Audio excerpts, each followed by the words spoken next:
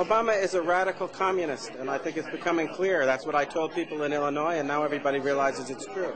He is going to destroy this country, and we're either going to stop him or the United States of America is going to cease to exist. Is there any...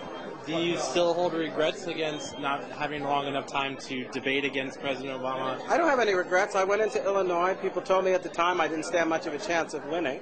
The idea was to bear a true witness. The man is an abomination.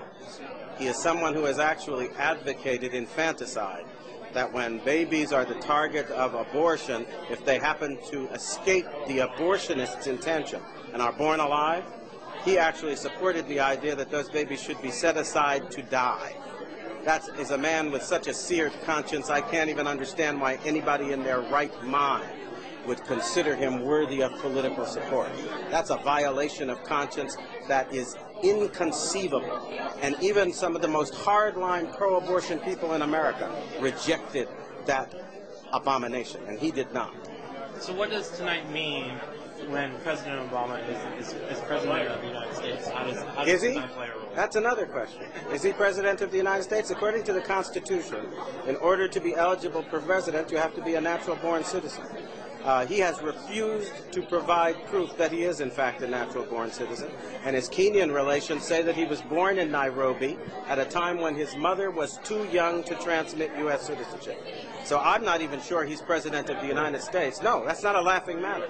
Neither are many of our military people now who are going to court to ask the question, do we have to obey a man who is not qualified under the Constitution? We're in the midst of the greatest crisis this nation has ever seen. And if we don't stop laughing about it and deal with it, we're going to find ourselves in the midst of chaos, confusion, and civil war. It's time we started acting like grown-ups. How could the policy that President Obama makes in the next couple of years affect activities like tonight? Sorry, the person you call President Obama, and I frankly refuse to call him that. Right. At the moment, he is somebody who is kind of an alleged usurper, who is alleged to be someone who is occupying that office without constitutional warrant to do so. And he's rushing forward with ideas like destroying our borders, an amnesty bill that will actually have the American taxpayer footing the bill for illegals to come to this country to live, to get housing, and to get everything they want. He is also somebody who has just announced a program that would essentially destroy the validity of existing mortgages and encourage everybody in the country to stop paying their mortgage because the government is going to pay it instead. This is insanity. It's as if we have put insane children and adolescents in charge of our government. And I think we need to ask simple questions. A couple of years ago, we were arguing over every penny in the United States budget, and it was quite clear we didn't have enough money to go around. Well, somebody asked me where we came up with $2 trillion in the course of the last 6 months. Did we wish for it out of the air? Have people gone mad in this country?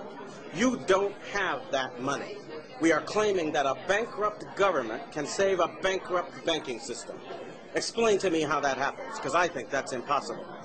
And the fact that we have just elected an individual who may or may not be qualified, and he presents silly ideas like this and says, let's move forward now, and we're all acting like the laws of economics have been repealed, and we can actually afford to foot the bill with money nobody's got. This is insane. It's got to lead to the collapse of our economy, and it's going to.